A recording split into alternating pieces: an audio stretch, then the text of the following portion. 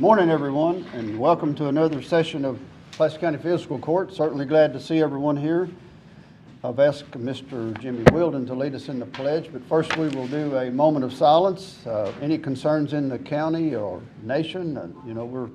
Seems like Israel is always under attack right now, so remember them in your thoughts. But anyone else have any concerns? My brother's having knee surgery. Your brother? Had it yesterday. All right. He's coming home today. Good. Hopefully he'll have a new lease on life and ready to run a marathon or something. Yeah, there you go. Anyone else? Keep our EMS department and the family in our thoughts and prayers. Continue with that. All right. Anyone else?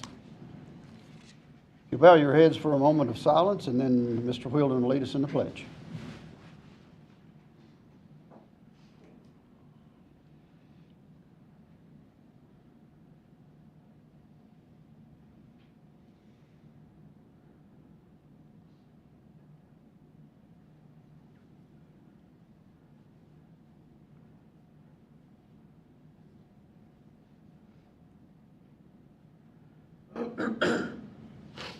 Thank you.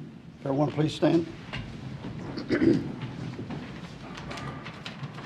I pledge allegiance to the flag of the United States of America and to the republic for which it stands, one nation, under God, indivisible, with liberty and justice for all.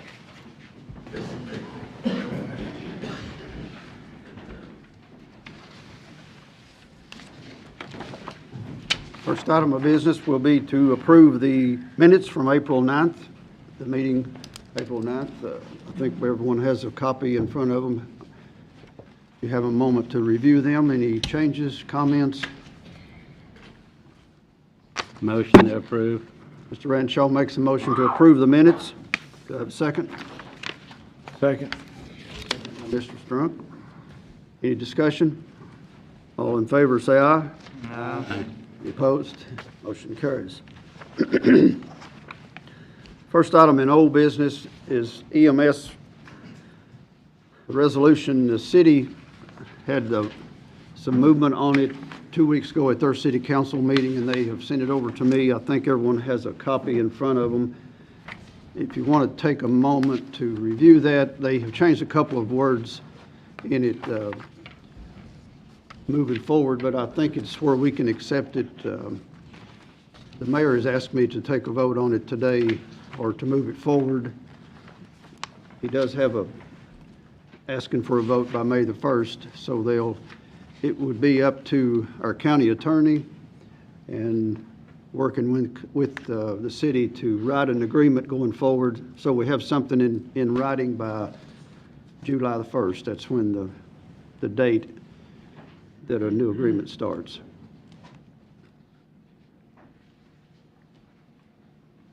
What were the changes you were talking about? Did you say there were a couple of? We had recommended a board of directors Yep. that would have some authority over the action they take.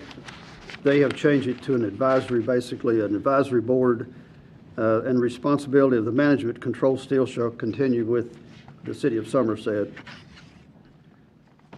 We ask for a little more teeth in it, you might say, we still get to recommend some action. We do bring in an outside consultant to tell us about the operations where we can improve it, and they can make the recommendations. We still have a board. It's named there who would be on the board, but it is named as an advisory board. Now, we can, as a board, we can recommend, we can make recommendations, and it's up to them to follow. If they don't follow, that's not usually good publicity, but as far as it being binding, it would not be. But I think with the board would have set up, it would have a couple of city council people and the mayor, a couple of EMS employees, and I think everyone would be in agreement of what actions we need to take going forward. Motion. Mr. Mr. Wheelan makes a motion to move it forward. Second. Mr. Turpin seconds. Any discussion?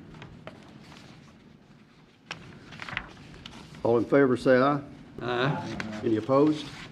The motion passes. The resolution passes. Then we will let the county attorney work with them to write another interlocal agreement moving forward by July 1.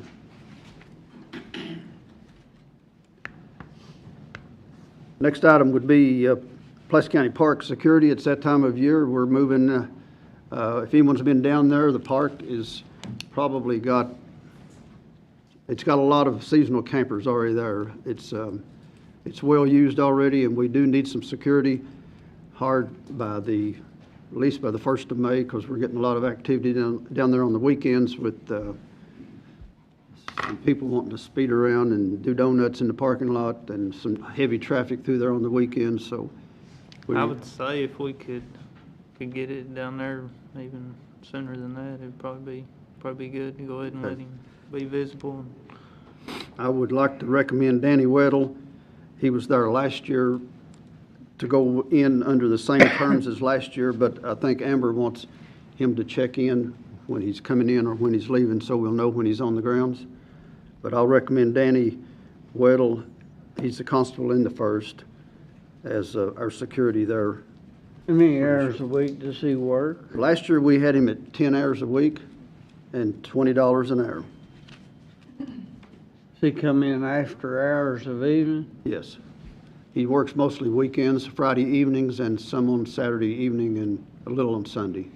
He said he kind of tries to vary when he's down there so they don't get used to him being down there at the same time all the time. So. Could I have a motion? I'll make a motion, but I got a question. All right. Mr. Renshaw makes a motion. Do I have a second? Second. Second by Mr. Turpin. Discussion? The sheriff's office will still be doing, when he's not on, the sheriff's office will still be doing patrols through the park too, correct? Okay. Any other discussion? All in favor, say aye. Aye. Any opposed? Motion carries. Next item would be appointments to an Ethics Code Commission Board. I realize we have a couple of vacancies on an ethics board that have expired. It's been brought to my attention.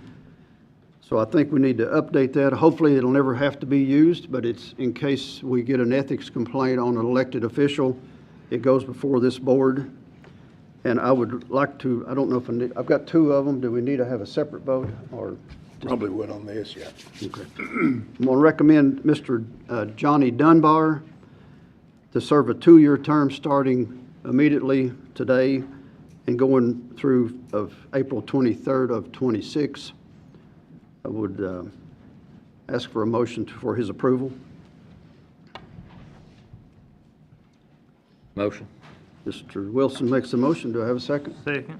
Second by Mr. Turpin. Any discussion? All in favor, say aye. Aye. Any opposed? The second appointment I'd like to make would be Mr. Don Bloomer, the recently retired president of the bank, for a 3-year term starting immediately and going through 4/23 of 27. Would I have a motion for Mr. Bloomer? Motion. Mr. Wheelan makes that motion. Do I have a second? Second. Mr. Ranshaw seconds. All in favor, say aye. Aye. Any opposed? Motion passes. Next item would be Pulaski County Extension Office budget. Mr. T.J. Atkins. Good morning, everyone. I believe most of you all have a copy of this in front of you. The Pulaski County Extension District Board set their budget for the fiscal year of 25, starting on July 1 of 2024, running through June 30th of 25. It's a pretty lengthy document. You've got everything in there that covers all of that, but there really is no changes. As you can see, our tax rates are actually lower this time than they were last time, as we took the compensating rate the past time. So that lowered our tax rates and kept our income pretty well stable. So Does anyone have any questions over that budget? Anything they would like for me to go over or explain more in depth? I don't think you want me to go through the 28 pages line by line. I will if you want, but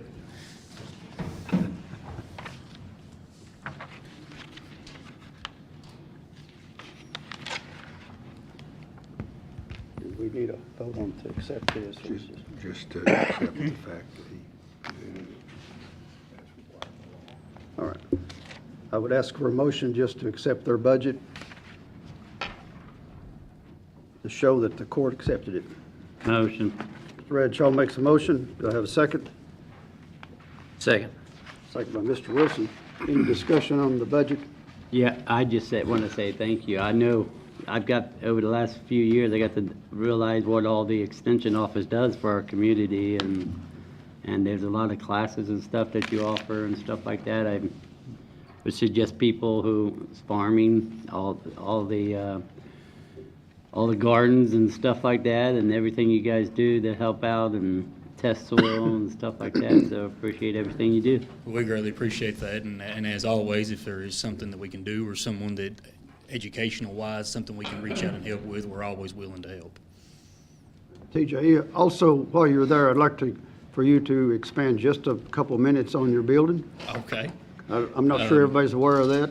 So yes, we are finally moving forward with the building process. This has been a very long and lengthy process, not just this time around, but this has been something I have been at the Extension Office now for a little over 12 years. This is something we have been working on since I have been there as far as building, trying to get a building and all that. So we are finally able to move forward. We've been able to save enough money, and that's a kudos to our board and our agents and our employees being able to be financially independent and those kinds of things as far as being able to save the money that was needed to make this project happen over 15 plus years. So we will be building, actually construction has started. They are building a building out off of 914 right next to Oak Hill Baptist Church. They're in the lot behind Farm Credit. Hopefully the way it is looking, this will give us the ability. One, this will give us more space. You know, right now we have 9 people in an office that was built for 4. So space, storage, all of those things. But the biggest part of this will be the meeting space that we will have to be available to reach out and do some of those educational opportunities like you were talking about, but maybe even bring in some of those larger regional or state educational opportunities that sometimes get skipped over this area just because we do not have the space at our extension office to house those people. So with that new meeting space, the kitchens and things like that, it will give us the ability to hopefully draw some of those events to this area to make it a little more economical and a little more time sensitive to our community and to our producers and things like that to attend these meetings, to be able to take part in those activities. Still be a classroom available for hunter safety classes? Absolutely. There will always be a classroom available for hunter safety. So the great thing about this is the meeting space that we do have, we'll be able to house somewhere around 300 people, but then it will also be able to be divided into 3 separate rooms. So we'll be able to accommodate some more activities like that to where, as you know, and as I took part of it, you know, we had times that we were turning people away from taking hunter education because we just didn't have the room. You know, when you have 150 kids show up and you can only house 75 of them, you start trying to squeeze everything you can, but, you know, as space, safety, and those things come into play. So hopefully we will never have that problem again with this new structure. I appreciate all you do for the Well, community. we appreciate everything you all do for us. Any other comments? Thanks, TJ. Thank you all. The next item would be road removal. Cloyd, can you present what's been presented to us? Good morning. You have a copy of the petition in your packet. It's to remove Old Alcalde Road. And I guess what we need at this meeting is magistrates to volunteer to go look at it.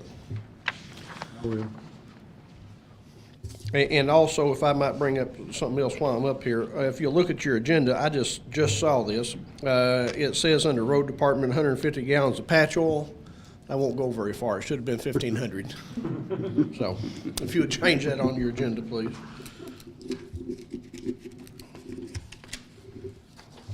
Did we get a couple of volunteers to look at Old County? Mike said he'd go. Mike, no. I would too. Two mics. All right. As I was contacted about taking this road out, just for public information, it's not the whole road, it's the back portion of the road. I guess we still gotta get those measurements before they look at them. Okay.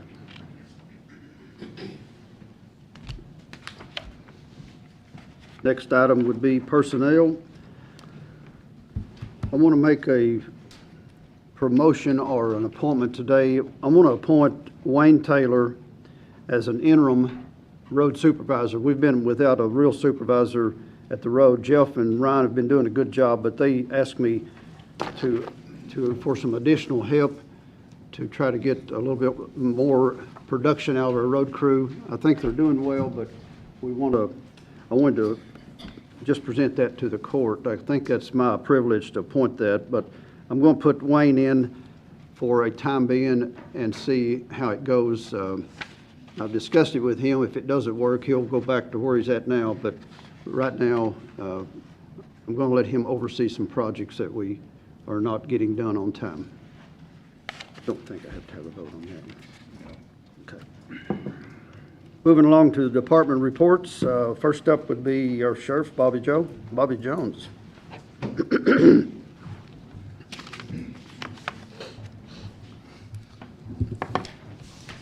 I will be reading most of this, so good morning. My name is Bobby Jones, and I am the Pulaski County Sheriff.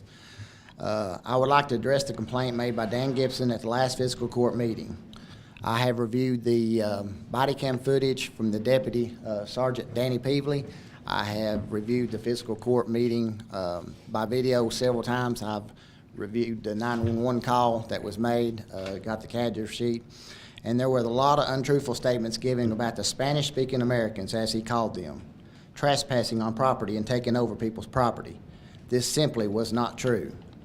The individuals he was referring to were employees of Kendall, a professional tree company service that was contracted through South Kentucky RECC. They had several large trucks parked in the cul-de-sac, which contracted with RECC on the side of the trucks. The employees were wearing reflective vests and hard hats. When Sergeant Peevely arrived, none of the employees were on the property. They were in the cul-de-sacs doing CPR training after working on a nearby tree. Mr. Gibson stated that 911 had asked them, Mr. Gibson stated that on his 911 call that he had asked them to leave the property and they had walked to the road, which is public property. This was not told to fiscal court. There was no evidence of drug use as he claimed. Sergeant Peevely talked to Mr. Gibson, witness, and he never mentioned anything about the Kendall employees. He did tell Sergeant Peevely about a drug dealer in the city limits. Sergeant Peevely told him that he would pass this along to the narcotics units. Mr. Gibson stated that this had been going on for hours. Mr. Gibson called 911 at 9:21 p.m. Sergeant Peevely arrived at Mr. Gibson called 911 at 1:21 p.m. Sergeant Peevely arrived at 1:25 p.m. and cleared the call at 1:41 p.m. So the entire call from the time they called 911 to the time that the deputy left was only 20 minutes. The Kendall employees had left prior to Sergeant Peevely leaving. Mr. Gibson told the court that he had asked the deputy to arrest them. That's simply not true. It's not on the body cam. And that ICE had told us that we could not arrest anyone. That's simply not true. What actually was said was Mr. Gibson asked Sergeant Peevely if these guys were legal. Sergeant Peevely explained to Mr. Gibson that the federal government was not deporting and that he would have to contact ICE. To explain ICE is, if someone is in this country illegally, then that is handled by federal laws. The Sheriff's Office, the police departments, the Kentucky State Police cannot enforce federal laws. But if anyone commits a crime that is an arrestable offense, then law enforcement can arrest them if they're here legally or not. As far as I brought the actual criminal trespass law, criminal trespass first doesn't apply because that's going inside a residence. Criminal trespass second doesn't apply because that's going into a building. So criminal trespass third is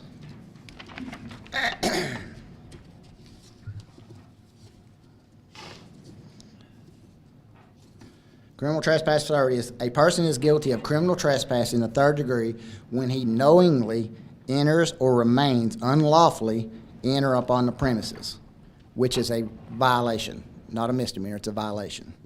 But like I stated earlier, they had already left the property, was down in the road in the cul-de-sac prior to when the deputy arrived, so there was no illegal actions by the Kendall employees. Plus, they're contracted through RECC, and they're allowed to go on people's easements, property. They mostly notify the people when they do this, but if they can't, they're legally allowed to go on people's property to trim the trees. So to close with this issue about creating public fear was unnecessary by the statements that were untrue and by omitting certain facts. For the example of not telling the court that these were simply Kendall employees instead of saying they were Spanish-speaking Americans.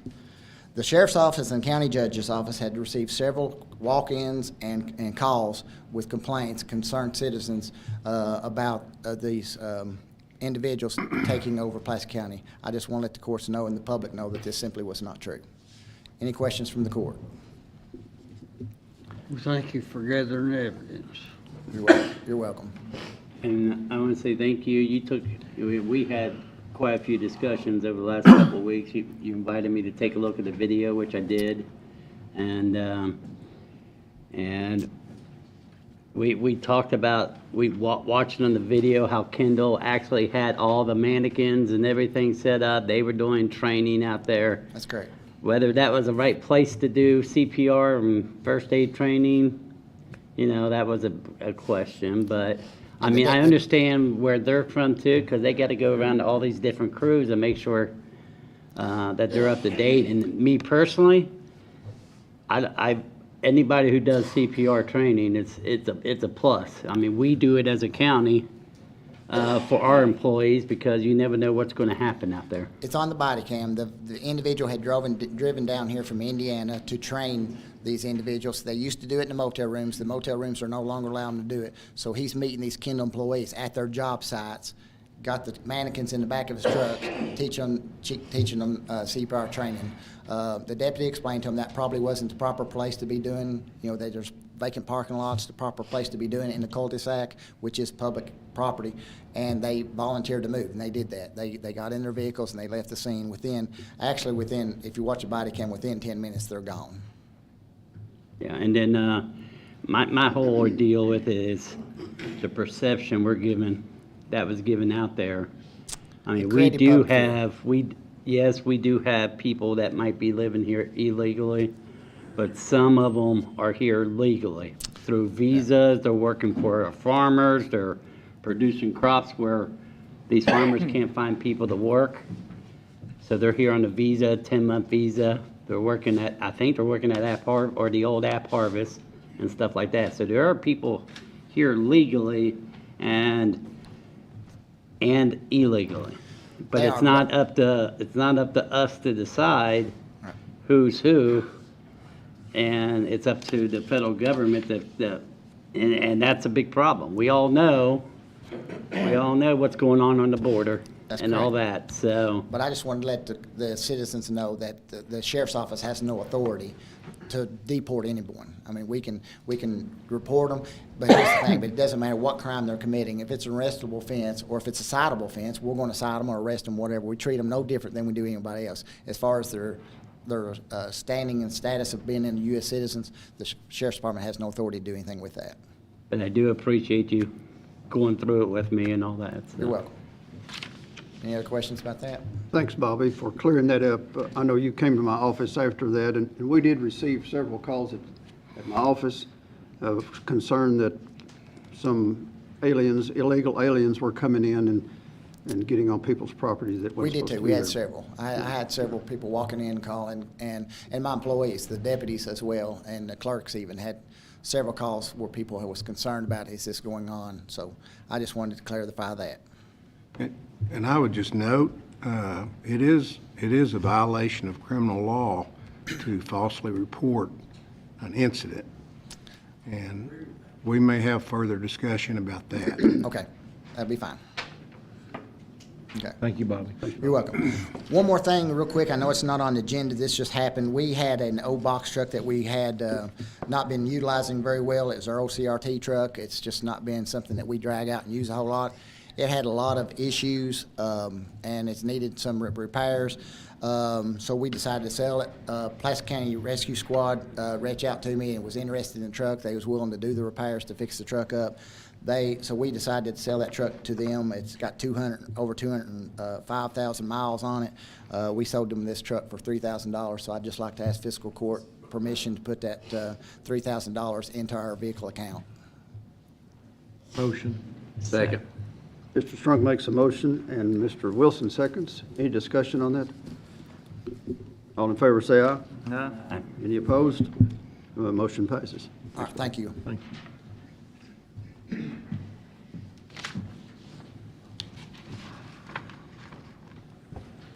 I'm going to skip the road department's report just now. We'll move to solid waste. Mr. Dan Maston.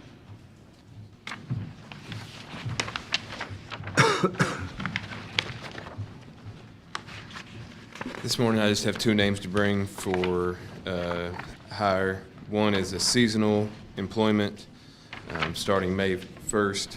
109 board will cover the salary. Brendan Wiles is his name. Motion. Motion by Mr. Renshaw to hire Brendan Wiles. It'll need a second. Mr. Wheeldon seconds. Any discussion? All in favor, say aye. No? Any opposed? So move.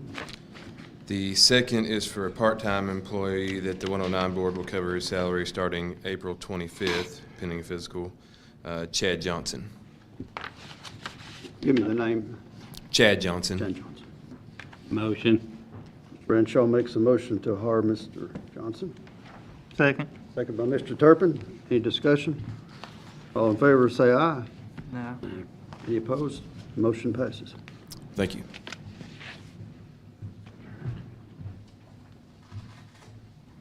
Next on the list would be the Pulaski County Park, Miss Amber.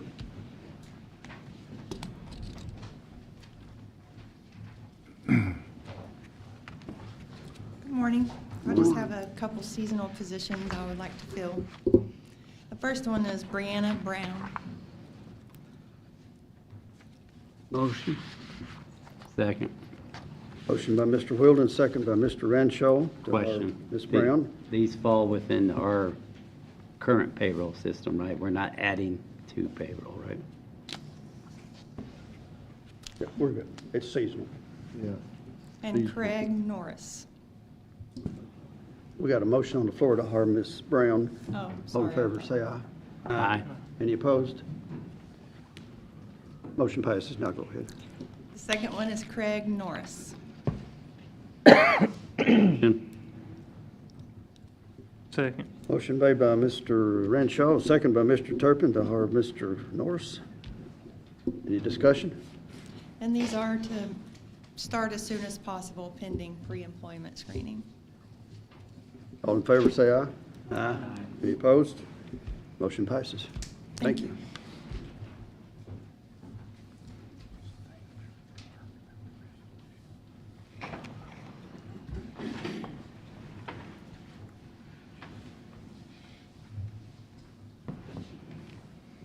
Now we go back to the road department, 3,000 ton of rock. Motion. Motion by Mr. Wilson, Second. second by Mr. Wheeldon. Any discussion? All in favor, say aye. No? Aye. Any opposed? Next motion passes. The next item would be the 1,500 gallon of patch oil. Motion. Motion by Mr. Wilson, Second? second by Mr. Turpin. Any discussion? All in favor, say aye. Aye. Any opposed? Motion passes. We got a road list in front of you. You got speed limit to change. Speed limit on South Fork Drive, 15 mile an hour. Make a motion to change that. Second.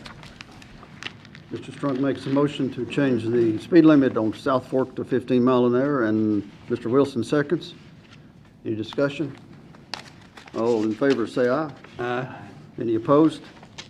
Motion passes. Is there any other speed limit? No. Seeing none. Now I need a motion to approve the road list. Motion. Motion by Mr. Wheeldon, Second. second by Mr. Renshaw. Any discussion on the road list? All in favor, say aye. Aye. Any opposed? Motion passes. Moving right along, we'll move to the finance. Ms. Christie. I just had the third quarterly financial report. I'm looking for approval from the court on that. Motion to approve. Mr. Renshaw makes a motion to approve. Do I have a second?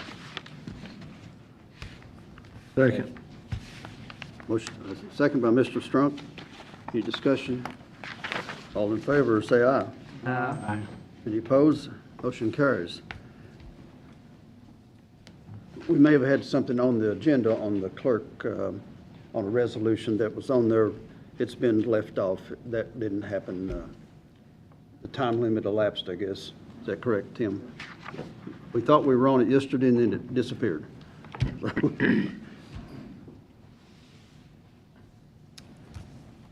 I think that concludes all our business for today. We're open for citizens' comments. Any citizens like to speak? First of all, may I ask the county attorney, was that a threat to me about bringing false reports to this court? Is that a threat to me or just the It's general not a threat public? to anybody, Mr. Gibson. It's the Okay, law. then, And I'm not okay, going to debate if it is that the law, with you. does it apply to I'm not going to everyone? debate that with you. Does it apply to everyone? I asked that question. I'm not going to debate that with you. I don't want to debate. I just like the simple answer. Does it apply to everyone in this county? I'm Or not does it gonna just debate apply to that me with if you. you want to prosecute me? Applies to anyone who violates that portion of the criminal law. Okay, I have several witnesses who were there that day. So I never gave any type of, other than they were Spanish-speaking people, to say who they were, where they were from, or anything. I was very careful not to do that, as all of you can remember.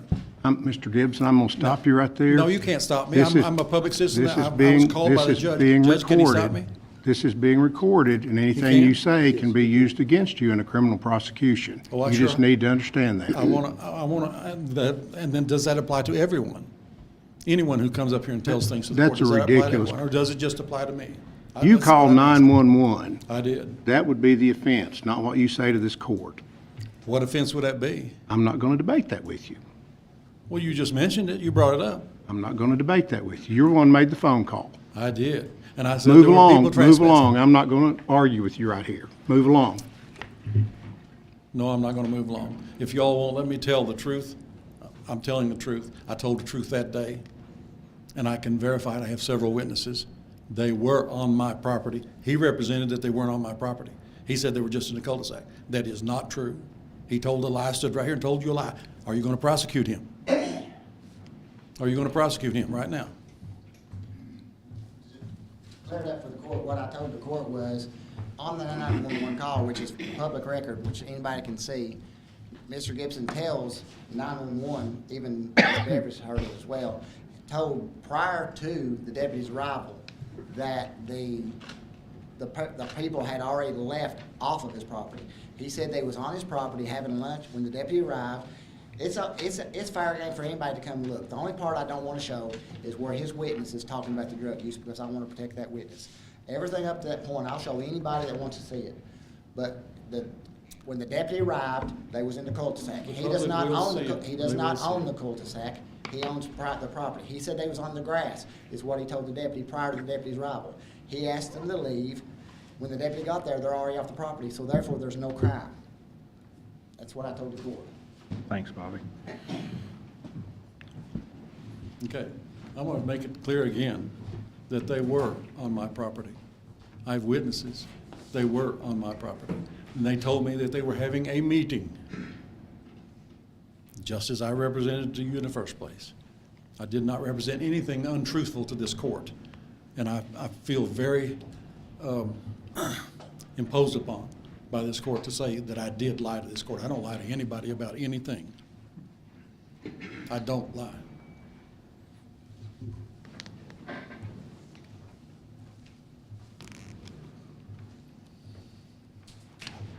Any other citizens' comments? State your name, please. Hello, everyone. My name is Jody McRoberts, and I live in unincorporated Somerset in the 5th District. And I'm here today to tell you about the formation of a new group called Pulaski KY Strong Towns, which should bring a lot of benefit to our community. I just want to introduce myself a bit, that I do watch all of these meetings, even though I don't attend them. I also watch all the Somerset City Council meetings so I can stay up to date with what's going on in the community. And I'm also a member of the Chamber of Commerce, and last year I went through Leadership Lake Cumberland, so I had an opportunity to learn even more about the community. So this group that we formed, Pulaski KY Strong Towns, is a local chapter of a national nonprofit called Strong Towns. It's based in Brainerd, Minnesota. And the goal of Strong Towns is to help cities be more safe and to be livable and to be financially resilient. And they do this through education and through encouraging people from what they've learned to take action. So I'm going to go through 4 of Strong Towns' core principles. And the first one is that financial solvency is a prerequisite for long-term prosperity. So when cities grow and develop, it's important for them to think long-term. So Strong Towns encourages cities to count the cost of new projects and developments in their area. Last night I spoke at the Somerset City Council meeting. I mentioned how I'd seen a good discussion that someone had mentioned, one of the council members had mentioned there's new development going in the city, and they were wondering long-term, would there be the fiscal availability of funds to take care of the more infrastructure, police protection, et cetera. So that's really something that, that they really encourage, is for cities to have that long-term view. And I've even heard discussions here among you also about fiscal responsibility and making sure you're thinking long-term. And then the second thing that they do is they say a transportation system is a means of creating prosperity in a community, not an end in itself. So the goal is to have safe and productive streets. You know, in the United States, every year there's about 40,000 traffic deaths, which is a lot. And so one thing that they started is the Crash Analysis Studio. It's a monthly online meeting they have, and they post their videos on YouTube after that. And what someone does, they have someone from the community will contact Strong Towns, and they give them information about a crash that happened in their local area. And so Strong Towns will bring experts and local community members, and they'll analyze that and see what they could do to make changes in that area. And then 2 other their principles that go together is that strong cities, towns, and neighborhoods cannot happen without strong citizens. That's people who care. And that local government is a platform for strong citizens to collaboratively build a prosperous place. So that's why we formed this group, is we really want to see our county thrive. And then Strong Towns has a 4-step process for public investment. It's a very simple thing. So the first step is you humbly observe where people in your community are struggling. The second step is you ask the question, what's the next smallest step we can do right now to help in the struggle? And then the third step is you do that thing and do it right now. So Strong Towns really focuses on small bets. That's a great way to get started, where you find something, you don't have to form a committee, you don't have to look for a grant, you just find something small you can do and then you do it. And then the 4th step is you go back to step 1 and begin the process again. So I just want to give you a couple examples in this area. There was a town in Michigan, Muskegon, Michigan, where they had an empty area in their streetscape. And so what they did is they had 12 portable buildings built. They were very small, 90 to 150 square feet, and they invited local entrepreneurs to open up shop and to sell their products. And it was extremely successful. And so many of these entrepreneurs then were able to rent empty storefronts in the downtown of Muskegon. So it was a win-win for everybody. And in fact, it was another big one was that the city of Muskegon, they didn't pay out of pocket for those buildings. What they did is they went to the Chamber of Commerce, a community foundation, other organizations that made donations for those buildings. So it was a great small step they took, you know, rather than spending tens or $100,000 on a big project, they saw something small they could do and they did it, and it was really great.